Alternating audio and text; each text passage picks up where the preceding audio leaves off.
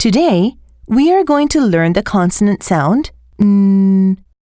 The n is a nasal, which is made by blocking the airflow in the mouth and redirecting it through the nose.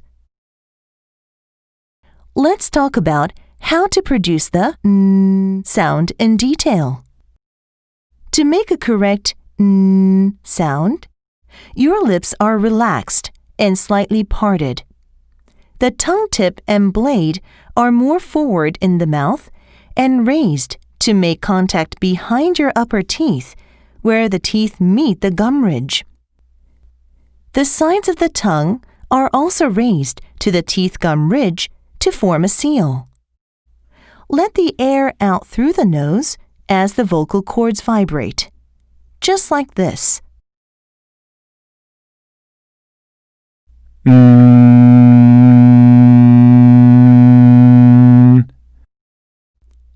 Now, let's talk about how the n sound is written in English. N, net, 10. NN, dinner. GN, gnat. KN, no. PN, pneumonia. Let's practice the n sound in words.